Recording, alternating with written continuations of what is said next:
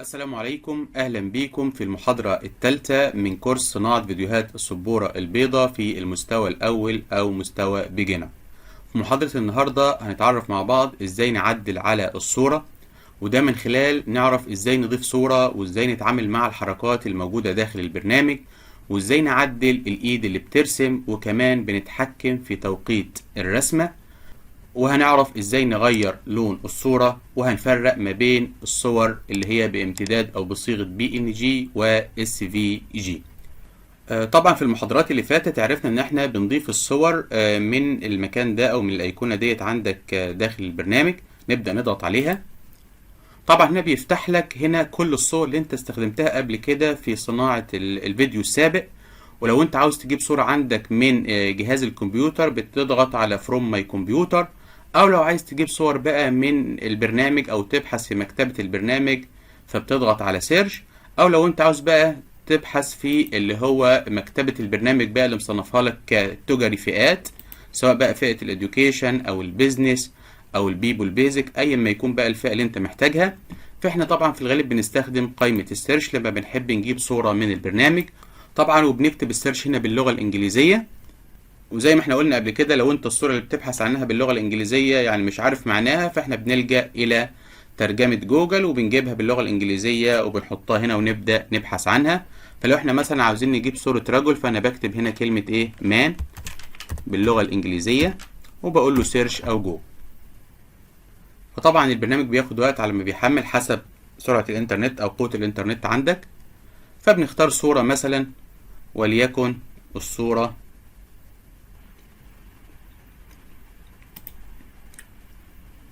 بعد كده بقى بنحاول بقى نصغر الصورة وبنحطها في المكان اللي انت عايزه عندك على الشاشة. طبعا بنحاول نجيبها هنا في شاشة لوحدها. طيب لو احنا بعد كده بقى محتاجين نتحكم في الصورة، عندنا طريقتين للتعديل او التحكم في الصورة. في عندنا اللي هو البوكس الخارجي، بضغط على علامة السهم الصغير ده بيفتح لك البوكس ده كامل. وعندنا اللي هو البوكس الداخلي، انت بتضغط على المكان ده وبيفتح لك اللي هو التعديل على الصورة من الداخل. هنشرح الاول اللي هو التعديل على الصورة من الداخل، وبعد كده نشرح ازاي نعدل على الصورة من الخارج. طبعا بمجرد ما انت فتحت عندك هنا اول حاجة عندك هتشوفها اللي هو drawing option، اللي هو اختيارات رسم الصورة. عندنا هنا على الصورة دي 3 اختيارات، في draw وفي move in وفي fade in. هناخدهم واحدة واحدة. اول حاجة هنختار draw. بعد كده هنا بقى تحت عندك في الشاشة في عندك هنا 3 توقيتات. التوقيت الاول اللي هو انيميشن، اللي هو المدة اللي بتاخدها الرسمة عشان تترسم. وطبعا احنا ممكن نتحكم في التوقيت ده من علامة الزائد والناقص، انك انت تزود او تقلل وقت الرسمة. عندنا التوقيت التاني بعد كده اللي هو بوز، اللي هو الوقت اللي بتاخده الرسمة عشان تظل موجودة على الشاشة، وبعد كده هتبدأ يتحرك للرسمة التانية او للمشهد التاني. وطبعا التوقيت بتاع اللي هو التحرك من الرسمة للرسمة او من مشهد لمشهد اللي هو الترانزيشن، وهنا بيكون مدته 1 ثانية، او بتتحكم فيه زي ما انت ايه حابب حسب طبيعة الفيديو بتاعك او المشروع بتاعك اللي انت شغال عليه. فتعالوا كده نجرب اول حاجة هنا على الصورة اللي هو طريقة الرسم مع نفس التوقيتات بتاعة الزمن، بس تعالوا هنخلي مدة الرسم هنا 2 ثانية عشان نشوف الحركة او التأثير اللي بيحصل على الرسم. واقول له هنا موافق. اول حاجة بس قبل ما بنعمل البريفيو بنحاول بظبط الكاميرا على الوضع ده، اضغط على علامة الكاميرا، وطبعا نبدأ نشغل من الوضع الحالي للصورة الحالية وبضغط هنا. طبعا هو هنا بيبدأ بقى بيرسم في الصورة. طبعا هو عمل الزوم الاخير عشان عندنا احنا زوم موجودة عندك هنا اهي، نجربها تاني اللي هي زوم ات اند، فاحنا بنلغي علامة الصح اللي هنا. طبعا احنا هنا شفنا خد مدة حوالي 3 ثواني في الايه في طريقة الرسم ورسمها كاملة. طب لو عايزين نغير طريقة الرسم نضغط تاني على التعديل من الداخل، نبدأ نختار اللي هي موف ان. طبعا هنا الموف ان هنا بيفتح لك بقى المربع دوت، هو بيقول لك الصورة انت عايز تجيبها متحركة من انهي اتجاه، هل من تحت لفوق ولا من اليمين لليسار ولا من فوق على الجنب او من اعلى لاسفل، او مثلا من فوق ناحية اليسار او من اليسار لليمين، او من تحت اللي هو ناحية اليسار برضو، او من تحت لفوق. فاحنا هنختار بقى الايه حسب ما انت حابب. فهنختار مثلا الاتجاه ده، ونخليها برضو بنفس التوقيت اللي هو 4 ثواني، مش هنعدل في التوقيت. وتعالوا كده نجرب مع بعض. هنا شفت بقى جابها ازاي. طيب لو عايزين بقى نتحكم في شكل الايد اللي بتجيب الصورة، بنتحكم فيها ازاي؟ برضو هنا من البوكس الداخلي ونضغط على علامة الايه، الايد. طبعا احنا هنا ممكن ما نستخدمش ايد خالص، لو احنا اخترنا نو هاند اضغط عليها واقول له موافق. وتعالوا كده نجرب مع بعض. هنا جات لك الصورة متحركة اهو من غير ايد خالص. طبعا عاوزين نسحبها بايد، ممكن نختار. يفضل دايما لما بتختار حركة موف ان وعايز تسحبها بايد، يفضل دايما الايد اللي هي ليها ايه، صباعين دولت. بنقول له موافق. وتعالوا نجرب كده مع بعض. هنا سحبها لك اهو بايدين. طبعا لو انت عاوز بقى السحبه بتيجي بسرعه، بتغير بقى في التوقيت بتاع الايه، بتاع الرسمه. بدل ما هو 4 ثواني تعالوا كده نخلوها ايه، مثلا وليكن 1.5 ثانية كده ونجرب. تعالوا كمان نغير طريقه اللي هو ايه بتيجي منها، نخليها بتيجي من فوق لتحت مثلا. نقول له موافق. وتعالوا كده نجرب مع بعض اهي، جابها لك من فوق بصباعين وننزلها وايه بسرعه. طبعا احنا بنتحكم في الحاجات دي كلها حسب طبيعه الفيديو بتاعك او المشروع بتاعك، ودايما بنختار الحركه او الايد حسب منطقيه الايه، العرض اللي احنا شغالين عليه. طيب نيجي بعد كده لو احنا محتاجين نشوف بقى حركه اللي هي الفيد ان، اللي هي الظهور بعد اخفاء. وتعالوا كده نشوفها مع بعض اهي.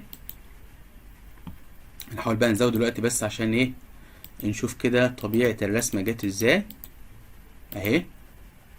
ونجرب.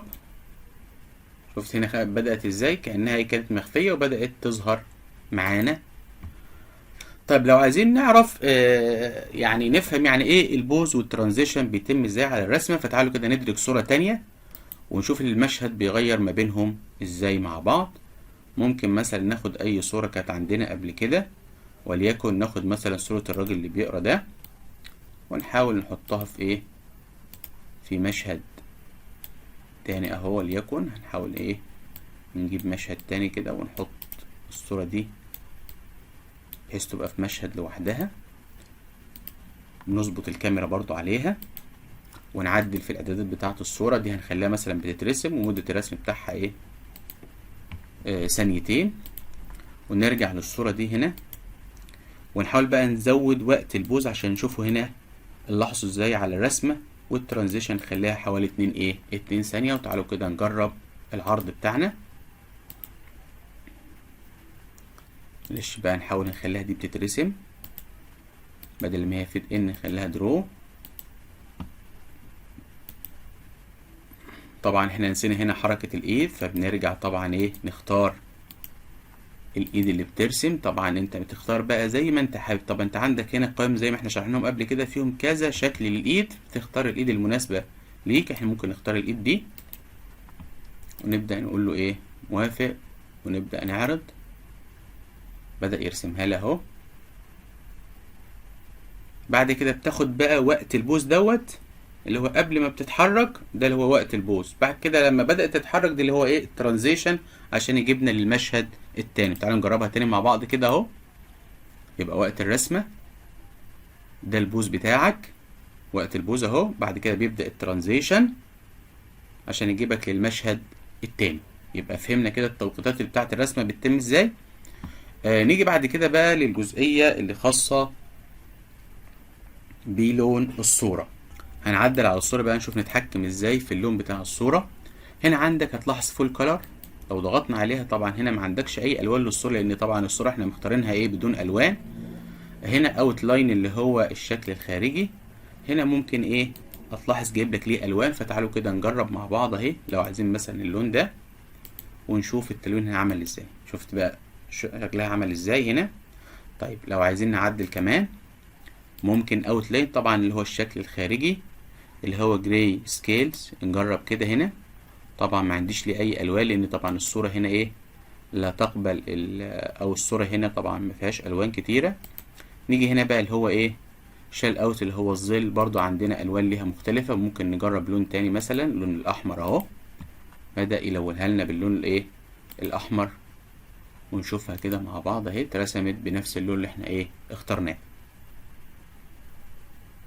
طيب لو احنا محتاجين نجرب التلوين بقى بشكل اكتر، فتعالوا كده نختار صورة عليها الوان، وليكن مثلا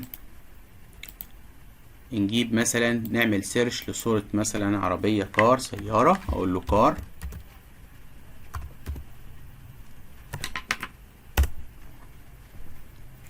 ونحاول بقى نبدأ ندور على تكون صورة عربية ملونة. ممكن الصورة اللي فاتت دي، او تعالوا مثلا نختار الصورة دي اهي، نحاول بقى ان احنا نحطها في مشهد لوحدها كده، او تعالوا نعمل عشان نقارن بين اللون بين الصورة دي والصورة دي. تعالوا كده نبدأ نعدل في التلوين بتاعها. هنا هنلاحظ بقى الفول كولر عندك، نقدر انك انت تتحكم في اللون بتاع السيارة، مثلا تخليها باللون ده مثلا اهو.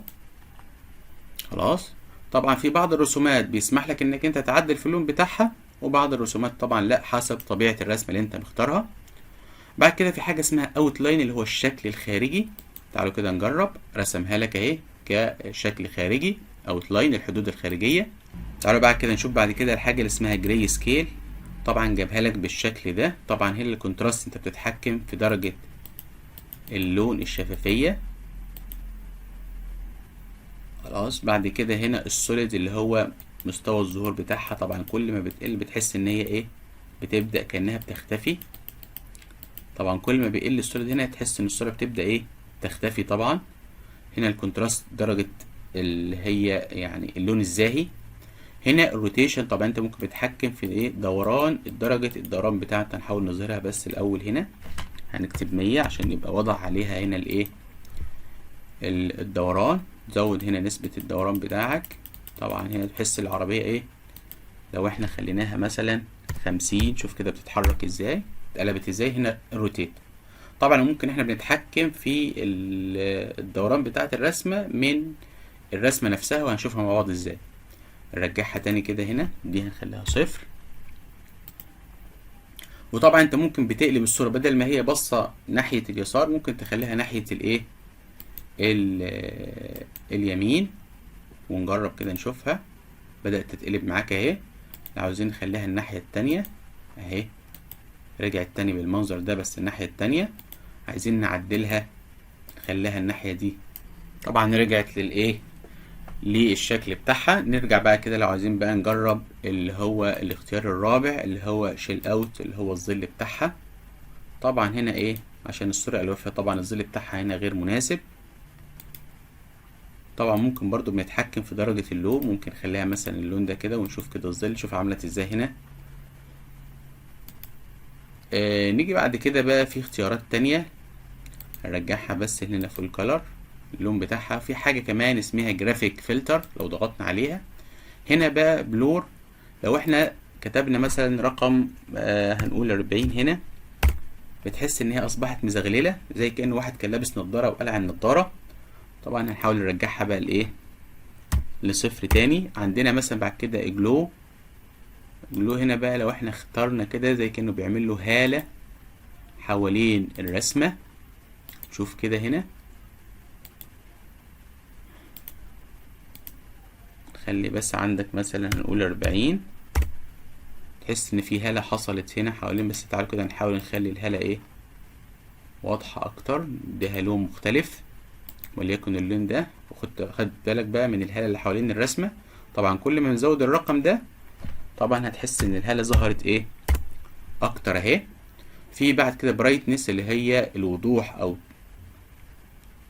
بتاع الرسمة، كل ما بتزود بتحس ان الرسمة ايه، واضحة اكتر او زاهية اكتر. نيجي بعد كده للدرجة اللي بعد كده اللي هو درجة تشبع اللون. لو احنا كتبناها مثلا 40، تحس اللون بدأ ايه، يبقى شديد اكتر. الكونتراست بعد كده اللي هو الظل، لو جربنا هنا مثلا 60 هنشوف كده هنا، تحس ان هو ايه، بدأت تظهر عندك اكتر وتوضح اكتر. طبعا في الغالب احنا ما بنستخدمش القائمة دي الا اذا كنت انت بقى بتحاول بتعمل بقى ايه، فيديو دعائي، او بحيث تظهر المنتج بتاعك او علامة الشركة بتاعتك او العلامة التجارية. عندك حاجة بعد كده اسمها الظل هنا ايه، دروب شادو وانر شادو، اللي هو الظل الداخلي والظل الايه، الخارجي. وفي عندك حاجة اسمها بيفل، بحس ان الصورة ايه بارزة على الشاشة. تعالوا كده نشوف التعديلات اللي احنا عملناها اهي على الرسمة. وطبعا زي ما احنا قلنا في الغالب احنا التعديلات دي كلها اللي هي بتاعت الالوان ما بنلجأش ليها الا اذا كان احنا محتاجين نغير بس شكل الرسمة او اللون بتاع الرسمة، الا اذا كنت انت بقى بتعمل فيديو ايه دعائي. تعالوا بقى نعمل بريفيو كده للرسمة دي كده ونشوف الايه. طبعا نحاول نقف على الكاميرا على المشهد ده، تعالوا نبدأ نجرب العرض بتاعنا.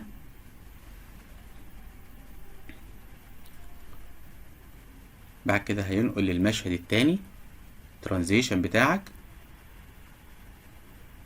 بعد كده هرجعك بقى لرسمة السيارة تاني. طبعا احنا اخترنا درو فعشان كده هنا ايه اترسمت. طيب في حركة مفيدة جدا هنا هنجربها اللي هي الموف ان، وخاصة مع رسمة السيارة كده. تعالوا نشوفها كده مع بعض.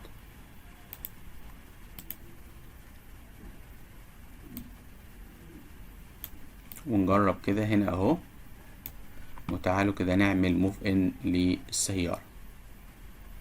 هنثبت بس المشهد ده كده وتعالوا نبدأ نجرب. طبعا احنا هنا نسينا الايد طبعا، فاحنا هنخليها هنا. طبعا في الرسم دي منطقة الرسمة بتقول لك نو هاند، نو هاند. تعالوا نجرب.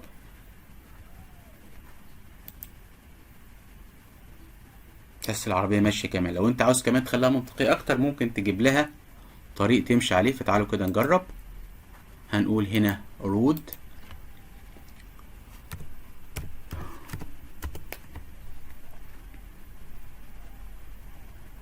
نختار بقى طريق كده يكون ايه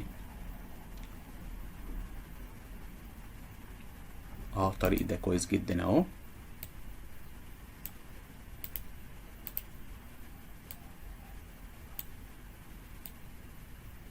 طبعا انت تاخد بالك هنا تحس ان العربية جاية ورا الطريق، فانت هنعمل ايه بقى؟ فبنعمل بقى بنبدل مكانهم من هنا. تروح ساحب الطريق وتجيبه قبل الايه العربية. هتجيلك العربية قدام الايه قدام الطريق. اول حاجة بس ايه نظبط الطريق الاول. نسحب السيارة كده بعيد، نظبط الطريق بتاعنا ونكبره. ونجيب بقى الايه العربية نحطها على الطريق هنا كده. وتعالوا كده نجرب، بس نظبط الكاميرا الاول. الغي الوضع القديم وبعد كده نحط الوضع الجديد للكاميرا ونجرب من بداية اللي هو ايه الطريق. طبعا الطريق هنا ممكن نخليه هنا ايه بدل ما بيترسم كأنه فيد ان.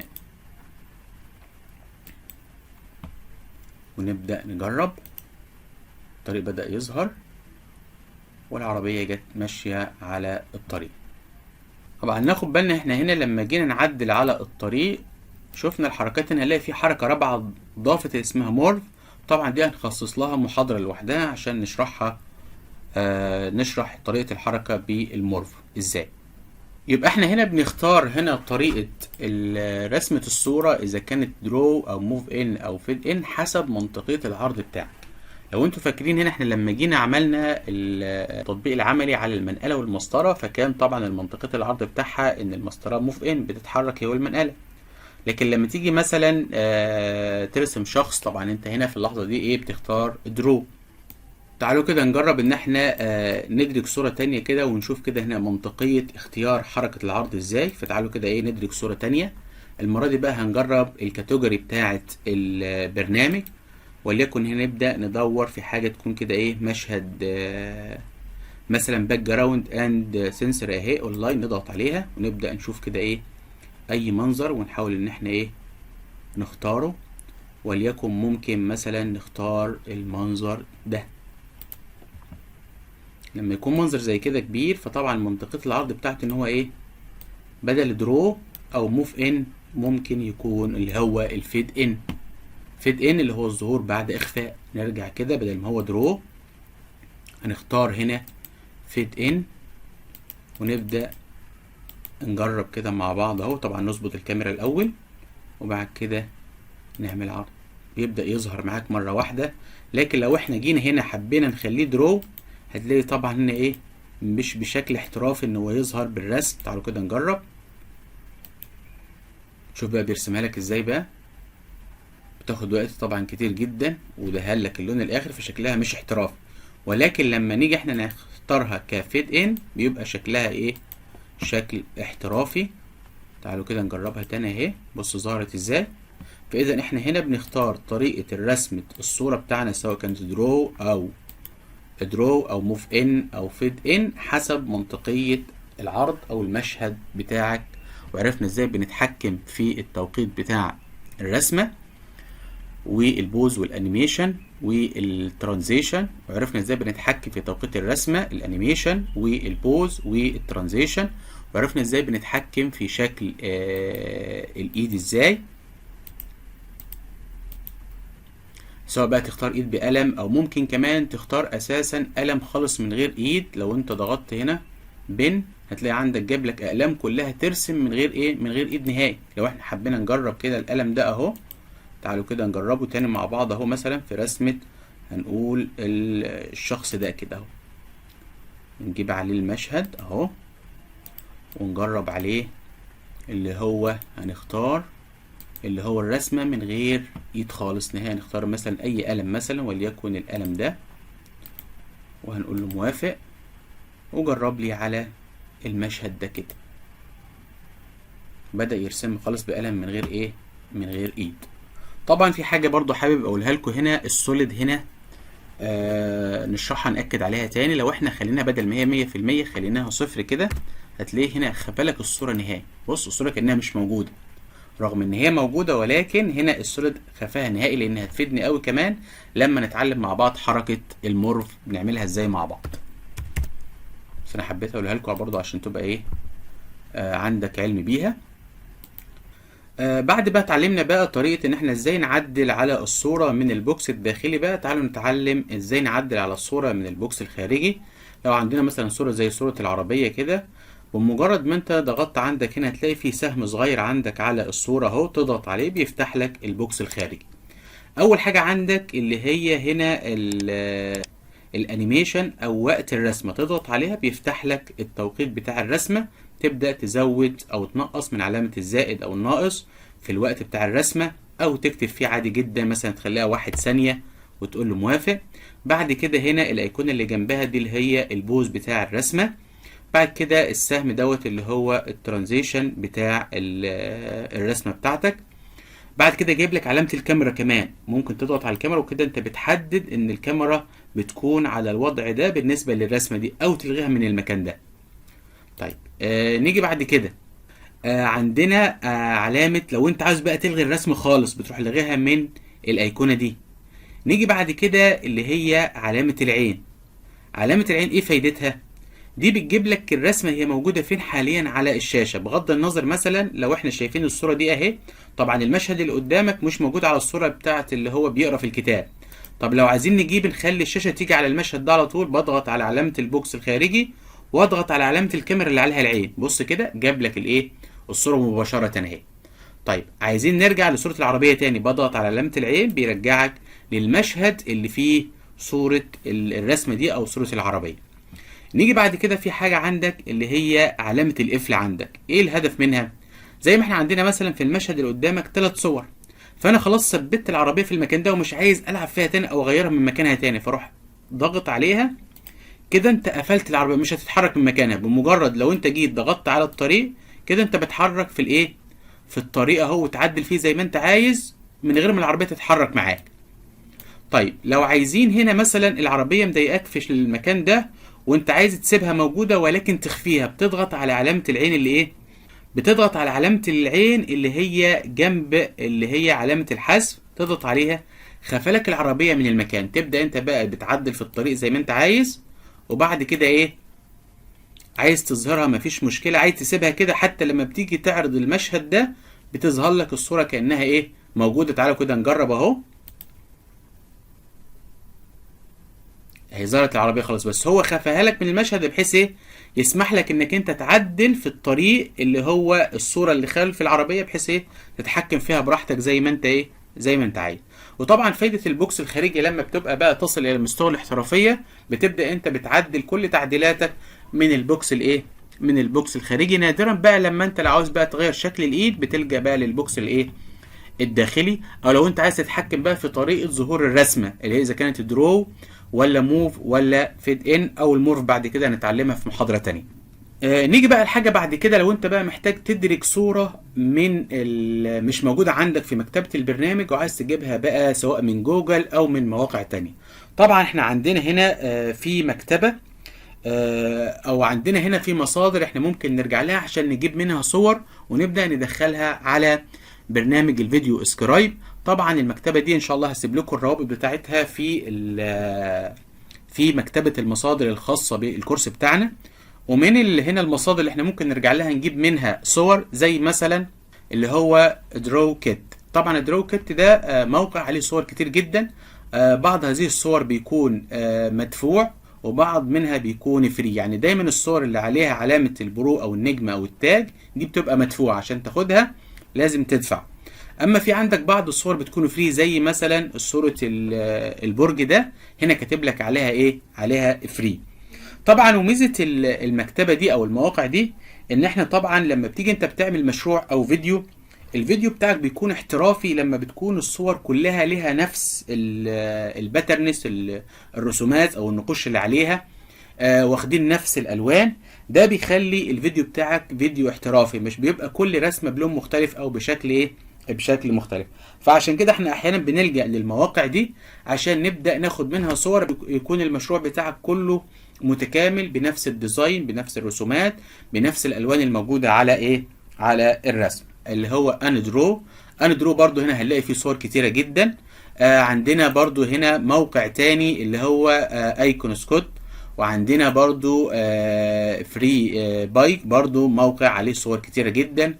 وعندنا برضو الموقع اللي هو بيكسا باي، برضو عليه صور كتير جدا ممكن نستخدمها. وفي البرنامج بتاعنا السبورة البيضاء او الفيديو ايه اسكرايب. وان شاء الله طبعا الحاجات دي كلها انا هسيب لكم الرابط بتاعها على مكتبة المصادر اللي خاصة بالكورس بتاعنا ان شاء الله بإذن الله. نيجي بعد كده بقى لحاجة مهمة جدا، وهي ازاي نفرق او ايه الفرق بين الصورة اللي هي SVG والصورة اللي هي PNG. عشان نعرف الفرق ما بينهم تعالوا كده نحاول نجيب صورة من خارج البرنامج، ونجيب صورة بصيغة PNG وصورة بصيغة SVG ونشوف كده مع بعض. لو جينا احنا هنا في جوجل وكتبنا هنا مثلا عايزين صورة، وليكن هنقول كار مثلا SVG ونشوف كده. وليكن ممكن مثلا ناخد الصورة دي كده اهي، بضغط عليها وبقول له سيف ايمج از، وتخزنها عندك على الجهاز. هنكتب هنا هنسميها كار 1 اهي، او هنسميها كار SVG. عايزين بقى نجيب صورة تانية برضو ولكن هتكون PNG، وبقول له سيرش، نختار اي رسمة العربيات بتاعتنا مثلا، وليكن نشوف العربية دي كده، هنقول له سيف ايمج. هنا برضو هنقول هنا كار ولكن PNG ونخزنها عندك. نيجي بقى ندخلها على البرنامج، بختار هنا من اضافة صورة، هنا ماي ايمج، وبقول له فروم ماي كمبيوتر، ونبدأ نروح اللي هو الكورس بتاعنا، ونختار هنا وليكن كار، ادي PNG اهي، ونضيف الصورة التانية اللي هي كار بس SVG اهي. عندنا الصورتين هما، نحاول بقى ان احنا ايه نخليهم جنب بعض عشان نعرف الاختلاف اللي ما بينهم عامل ازاي. طبعا هنخلي هنا الاعدادات بتاعت الصورة الاولى برضو هنا درو، وهنخلي الوقت بتاعها ثانيتين عشان بس يبان الاختلاف اللي ما بينهم. بعد كده الصورة التانية برضو ايه هنخليها نفس الاعدادات درو، وهنخليها 2 ثانية، وهنقول له موافق، ونبدأ نثبت الكاميرا على الصورتين دول، احددهم، كليك زي ما احنا قلنا على الصورة الاولى، طبعا بتكلك انت الصورة الاولى وبعد كده كنترول والصورة التانية وتروح ضاغط على علامة الكاميرا. تعالوا كده نبدأ نشغل كده ونشوف الفرق اللي ما بينهم. شوف هنا الصورة اللي هي بي ان جي تحس ان هو كأنه بيدهنها دهان، اما الصورة الاس في جي بتترسم رسم كأنها متاخدة من موقع او من مكتبة الفيديو سكرايب. بالاضافة كمان ان الصورة اللي هي بي ان جي لما تيجي تكبرها بتحس ان الدقة بتاعتها ما بتبقاش كويسة قوي، بالاضافة الى الخلفية اللي ظاهرة عندك في الصورة، وده بتبقى مش حاجة يعني احترافية لما بتعمل فيديو زي كده. ولكن الصورة اللي هي اس في جي طبعا هنا الخلفية مش ظاهرة خالص، بالاضافة بتترسم كأنها متاخدة من الموقع بالظبط. بالاضافة كل ما تكبرها تحس ان الدقة بتاعت الصورة محتفظة بقيمتها، وبيخلي الفيديو بتاعك او المشروع بتاعك مشروع احترافي ومعمول بشكل حلو وجذاب. نيجي بعد كده بقى لو احنا قلنا محتاجين نعدل صورة، مثلا عندنا صورة زي دي كده، الصورة معلهاش اي الوان خالص انت محتاج تضيف لها ولو لون بسيط جدا. بنضيفها ازاي؟ طبعا هتلاقي انت الفول كار عندك ملهاش اي اختيارات، طبعا مفيش اي الوان ليها، فبالتالي انت بتلجأ لاختيار اللي هو الظل اللي هو الشيل اوت، تضغط عليه بيفتح لك قائمة الالوان، وبتحاول تختار اللون اللي انت عايزه وليكن اللون ده. طبعا بيديك عليها لون ولكن بيكون لون بسيط جدا زي بالمنظر ده كده. وبكده يبقى احنا انهينا محاضرة النهاردة. يا رب تكونوا استفدتوا. المحاضرة طبعا مهمة جدا ومفيدة جدا بالنسبة للكورس بتاعنا، وإن شاء الله نشوفكم في المحاضرة اللي جاية. سلام عليكم.